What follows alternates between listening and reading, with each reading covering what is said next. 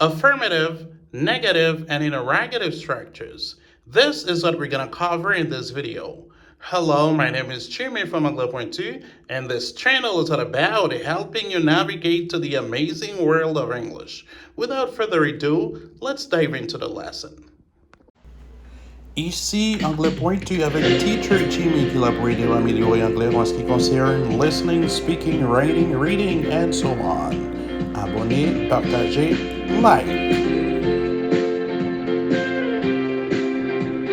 Well, Jean que nous sommes dans l'introduction de leçon 1, nous pourrons partager ensemble avec vous certaines structures grammaticales qui sont très très importantes. Nous voulons parler de structure affirmative, structure négative et structure interrogative. En d'autres mots, nous allons montrer comment on est capable de monter une phrase à la forme affirmative, à la forme négative et à la forme interrogative. Ce que nous demandons pour faire, si vous pouvez abonner avec la chaîne, faites ça qu'on y a. Abonnez, pesez la cloche là, une manière pour capable recevoir toutes prochaines leçons que nous avons gagnées pour nous poster sur la chaîne là. Et si vous trouvez le leçon en ligne intéressant, partagez-la avec vos amis, une manière pour beaucoup plus de monde capable de bénéficier de leçons très très importantes ça. C'est parti.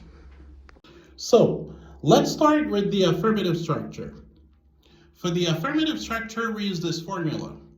Subject plus verb plus object.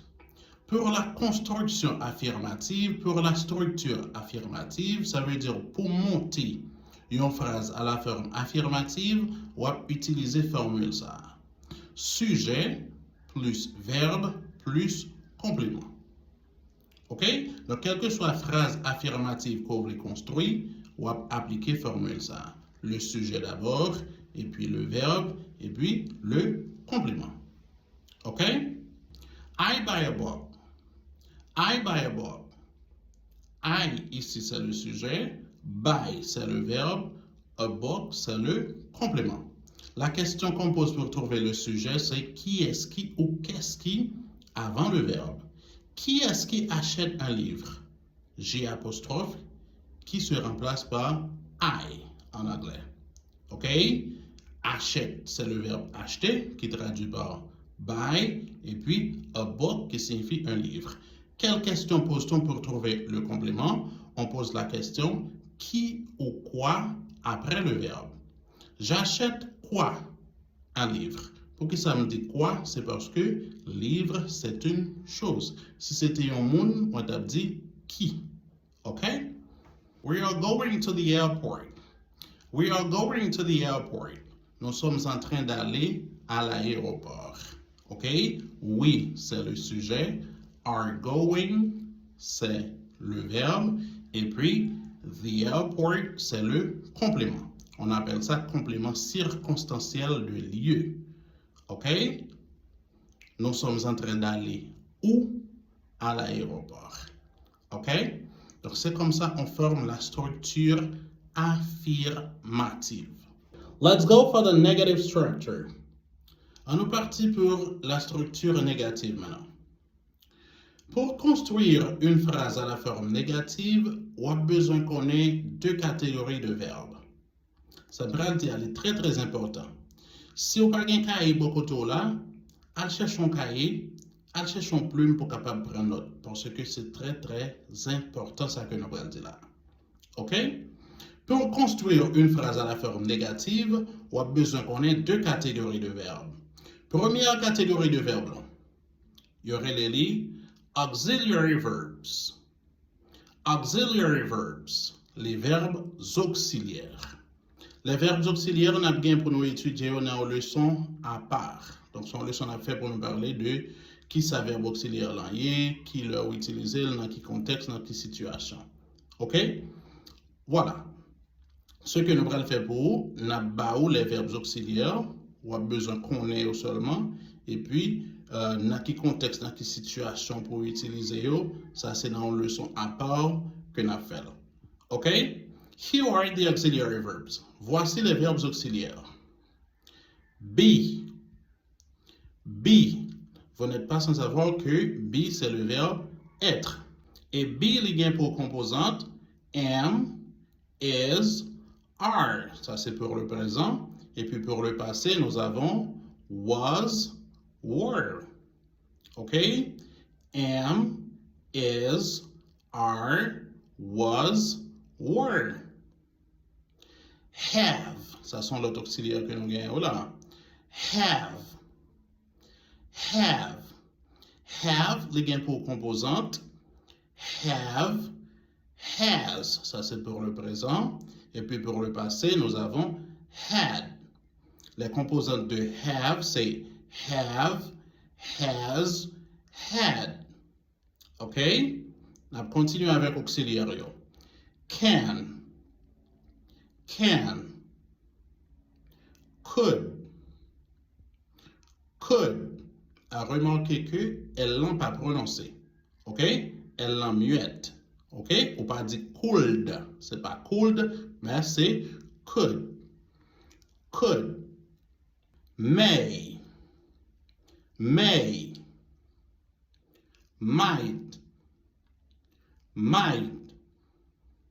Shall. Should. Elle l'a toujours pas prononcé ici, OK? Should. Will. Would.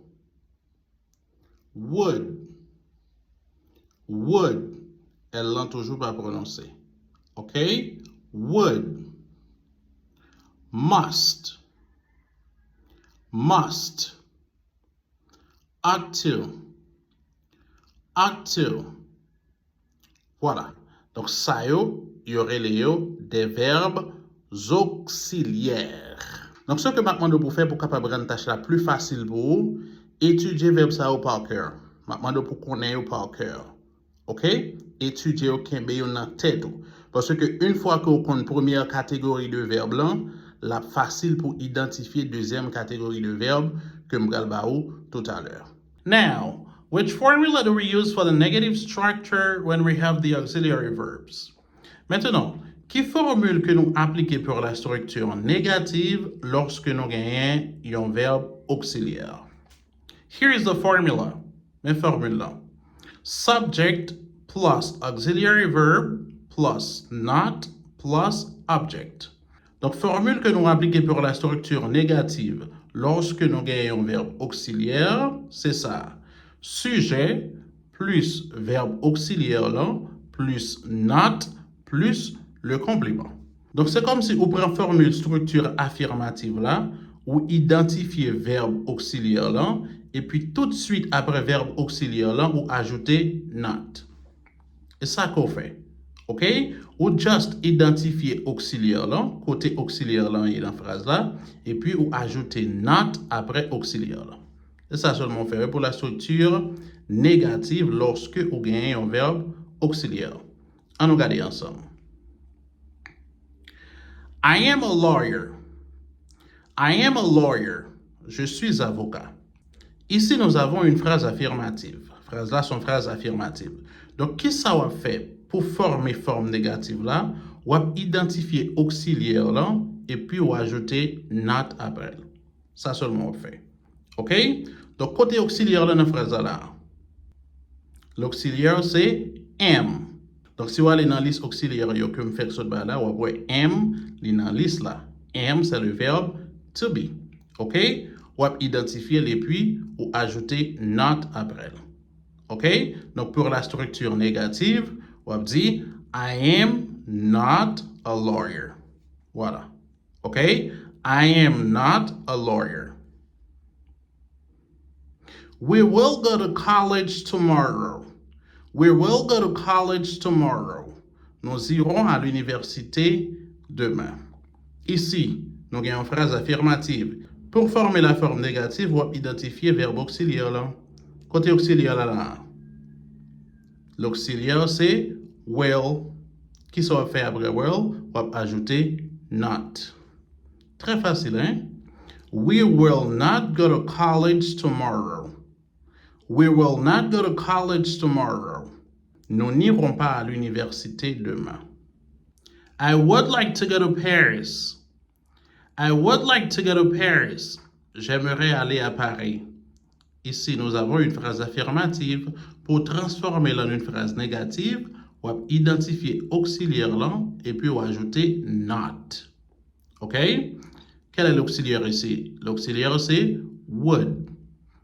I would not like to go to Paris. I would not like to go to Paris. I can't speak English. I can't speak English. Ici, on va identifier auxiliaire là et puis on va ajouter not après. OK? L'auxiliaire ici, c'est can. I cannot speak English. I cannot speak English. Donc, ça, c'est la structure négative lorsque vous gagnez un auxiliaire dans la phrase là. OK? The second category of verbs are the negative structure. Deuxième catégorie de verbes pour la structure négative. Ordinary verbs. Ordinary verbs, les verbes ordinaires. À rappeler comme tu dit nous, dans la structure négative là, nous avons deux catégories de verbes. Nous avons les verbes auxiliaires et nous avons les verbes ordinaires. C'est eux même qui deuxième catégorie de verbes. OK? Les verbes auxiliaires et les verbes ordinaires. Comment je suis capable d'identifier verbe ordinaire et verbe auxiliaire? Moi, songe que je dit nous, bat pour nous kembe verbe auxiliaire yo dans tête nous. C'est yo même pour nous étudier. Depuis nous gagne yo dans tête nous, la facile pour nous identifier yo même par rapport avec verbe ordinaire yo. Verbe ordinaire yo en pile, donc ou pas kembe tout dans tête réellement. Mais si on connaît verbe auxiliaire yo, la facile pour identifier verbe ordinaire yo. Formula. Qui formule que nous utilisons pour les verbes ordinaires dans les structures négatives? Subject plus auxiliary plus not plus main verb plus object. Subject plus auxiliary plus not plus main verb plus object. Donc, ça, c'est formule ça que nous appliquons dans la structure négative lorsque nous gagnons les verbes ordinaires. C'est sujet plus l'auxiliaire plus not plus le verbe principal plus le complément. Ça, c'est la formule. C'est ça pour qu'on ait. Très, très important. Maintenant, quelle relation qui existait entre les verbes ordinaires et les verbes auxiliaires? Verbe auxiliaire yo là pour yo porter aide avec verbe ordinaire yo. Dans quel sens verbe auxiliaire yo porter aide avec verbe ordinaire yo? Ça dépend de dans qui temps que verbe ordinaire yo conjugué. Si verbe ordinaire yo conjugué dans temps présent, on fait appel avec un type d'auxiliaire.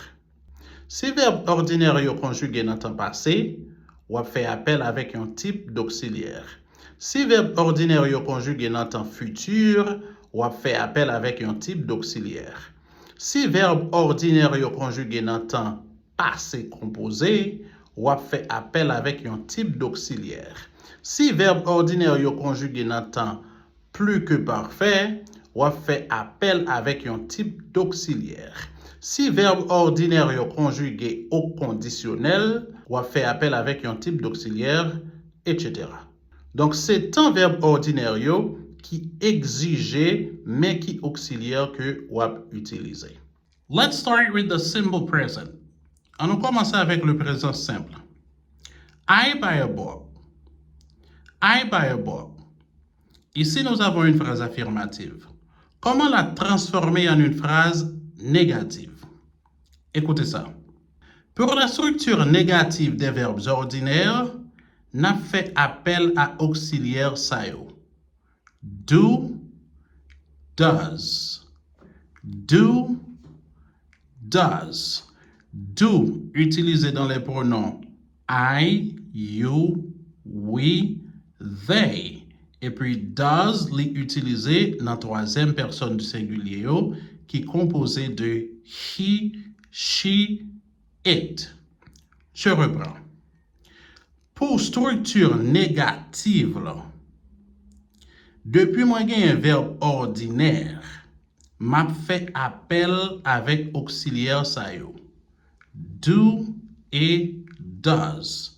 Does a utilisé dans troisième personne du singulier et puis do a utilisé dans toute l'autre personne yo pour le temps présent de l'indicatif. OK? Ici, moi, j'ai I buy a book. Verbe moyen, li conjugué au présent de l'indicatif. Et verbe là, son verbe ordinaire que lié. Eh bien, qui ça que m'a fait pour me transformer à la forme négative? M'a appliqué formule là.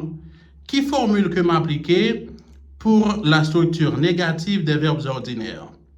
Subject plus auxiliary plus not plus main verb plus object. Donc, c'est formule ça que je vais l'appliquer. I buy a book. I, c'est le sujet. Buy, c'est le verbe principal. Buy is the main verb. Et puis, a book, c'est le complément. Eh bien, à qui auxiliaire m'a fait appel? N'a fait appel avec auxiliaire do ou bien does. Puisque moi utilise pronom I pas constitué troisième personne du singulier. I c'est première personne, non? Eh bien, m'a utilisé do. Si je suis dans la troisième personne du singulier, je vais utiliser does. OK? On va appliquer la formule là. I do not buy a book. I do not buy a book. I do not buy a book. Ça, c'est la forme négative de I buy a book. OK? I buy a book. I do not buy a book. Maintenant, on nous mette verbe à la troisième personne du singulier. She buys a book. She buys a book. Ici, nous avons le verbe to buy conjugué au présent de l'indicatif. Le verbe conjugué au verbe au présent de l'indicatif, généralement, à la troisième personne du singulier, il y a toujours ajouté S avec verbe là. C'est ça que fait ici où on dit she buys. OK, nous ajouté S. She buys a book. Pour transformer phrase à la forme négative, on va éliminer S là à la troisième personne du singulier. OK, on va éliminer S là. Sous quitter ou commettre une erreur qui est grave, ça n'a pas existé. OK? Et puisque nous, dans la troisième personne du singulier, ou pas qu'à utiliser do, ou à utiliser does. OK? She does not buy, ou on va dire buys, on dit buy a book. She does not buy a book. She does not buy a book. Toujours songer pour retirer S là dans la troisième personne du singulier dans la forme négative là. OK? So dit she does not buy a book ou commettre une erreur qui est grave. Ça pas exister. She studies English. She studies English. Ici, nous avons le verbe to study. OK? Study. Dans la troisième personne non, qui ça a fait, il a changé Y là en I et puis il a ajouté ES. Pas oublier, verbe qui conjugué à c'est study. Eh bien, c'est verbe study que vous va utiliser dans la forme négative là. La forme négative c'est she does. On va utiliser does parce que dans la troisième personne du singulier. Not study. Ou comment on va écrire study là? On va pas terminer par IES. OK? Parce que dans la forme négative. She does not study English. She does not study English. The simple past, le passé simple ou l'imparfait. I went to the hospital. I went to the hospital. Ici, nous avons une phrase affirmative. Comment la transformer en une phrase négative? Ça pour me tenir compte ici. Avant que me transforme la forme négative là, faut que je regarde le verbe moyen. Je regarde dans qui temps que l'utiliser et puis je connais qui auxiliaire pour m'utiliser. OK? Ici, nous avons le verbe went. Went, c'est le passé du verbe to go. OK? Donc, verbe principal là, c'est to go. OK? Dans forme négative là, eh bien, m'a fait appel à auxiliaire ça qui c'est did. Mettez ça dans tête. Mettez ça dans crâne tête non. Depuis moi gagné verbe ordinaire Si verbe ordinaire là li conjugué dans temps présent, pour me former forme négative là, m'a fait appel avec auxiliaire do ou bien does. Mais si verbe ordinaire ça li conjugué au passé, m'a utilisé auxiliaire did. OK? I went to the hospital. Went ici c'est le verbe ordinaire. C'est le passé du verbe to go. Donc, il faut qu'on ait went, c'est le passé du verbe to go. OK? Puisque went, c'est le passé du verbe to go, et c'est un verbe ordinaire que lié, m'a utilisé did. M'a pas appliqué la même formule là. I did not go. Ouais, là, m'a pas utilisé went. M'a pas dit I did not went. Li pas correct. Donc, c'est infinitif sans tout à pour m'utiliser. OK? Went, c'est passé qui verbe. Went, c'est passé go. Donc, c'est go pour m'utiliser. Si vous dites I did not went, ça n'a pas existé. OK? I did not go to the hospital. I did not go to the hospital. She studied English. She studied English. Ici, nous avons le verbe to study conjugué au passé. Et dès que m'ajouter avec verbe là, ça indique que verbe moyen li au passé. Qu'on a comment formé forme négative là. He did not study. Ouais, ou retirer verbe là au passé, ou prend infinitif sans tout parce que studied c'est passé verbe to study. Ou considérer verbe là. OK? She did not study English. She spoke with me yesterday. She spoke with me yesterday. She did not speak with me yesterday. She did not speak with me yesterday. Qui sont là? Spoke, c'est le passé du verbe to speak. Si me dit he did not spoke, erreur grave. Ça n'a pas existé dans la langue anglaise là. OK? C'est she did not speak with me yesterday. In interrogative structure with auxiliary verbs. La structure interrogative avec les verbes auxiliaires. Formula. Auxiliary verb plus subject plus object. Ça, c'est formule que l'on utilise pour la structure interrogative. Si nous prenons une phrase affirmative, par exemple, côté que phrase affirmative, ça, il y a un verbe auxiliaire là-dedans. Qu'est-ce qu'on fait pour transformer phrase affirmative ça en une phrase interrogative? On va identifier deux éléments seulement dans la phrase affirmative là. On va identifier sujet avec auxiliaire là. Qui ça me dit? On va identifier deux éléments seulement dans la phrase affirmative là. Sujet, auxiliaire.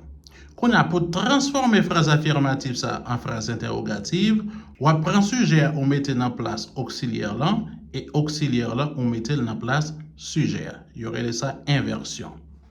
OK? Exemple. I am a doctor. I am a doctor. Ici, nous avons une phrase affirmative. Est-ce que il y a auxiliaire dans la phrase ça? Oui. L'auxiliaire c'est am. Est-ce que il y a sujet? Yes, le sujet c'est I. N'a mettez une dans place l'autre. Au lieu où dit I am, ou dit am I. Am I a doctor? Am I a doctor? Toujours songer l'on terminer phrase pour mettre un point d'interrogation. C'est ça qui fait phrase interrogative là. OK? Am I a doctor? He will text you later. Qui deux éléments on identifier dans phrase ça? Sujet, auxiliaire.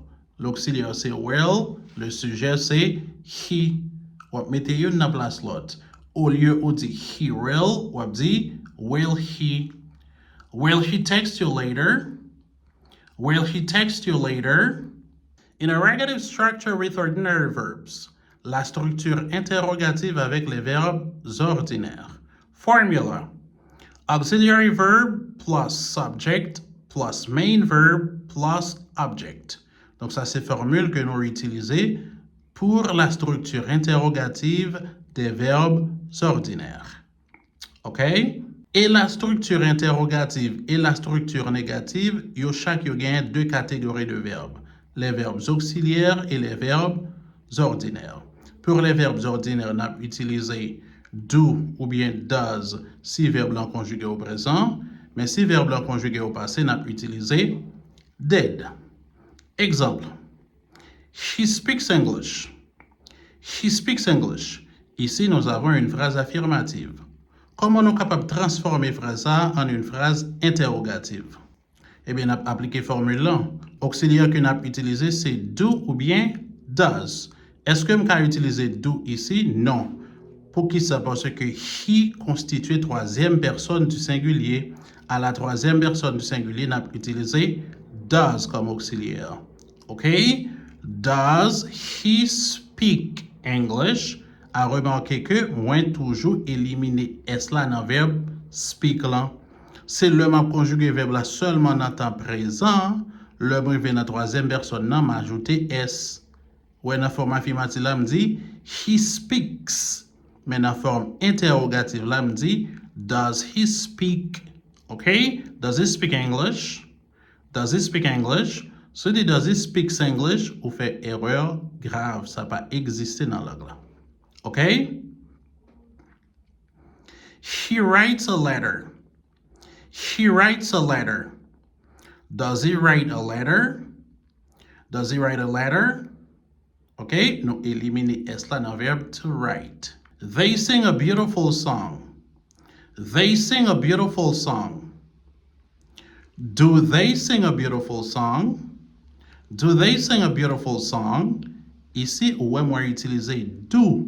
Pour que ça m'a utilisé do, c'est parce que sujet qui est utilisé, c'est they. Moi, capable d'utiliser do dans le pronom I, you, we, they. Mais si c'était troisième personne du singulier qui était utilisé, moi, pas capable d'utiliser do, d'utiliser does. Simple past. He lived in New York. He lived in New York. Ici, nous avons le verbe to live conjugué au passé. Pour moi mettre les phrases à la forme interrogative, ça m'a fait. M'a utilisé formule là. Did he live? Là, ouais, moi retirer verbe to live au passé. OK? Moi pas dit did he lived. Il pas bon. La version correcte c'est did he live? Did he live in New York? Did he live in New York? OK?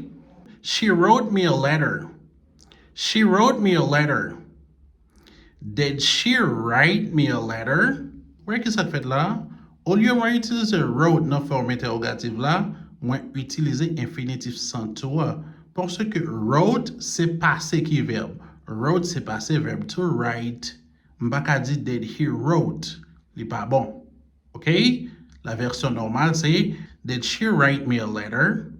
Did she write me a letter?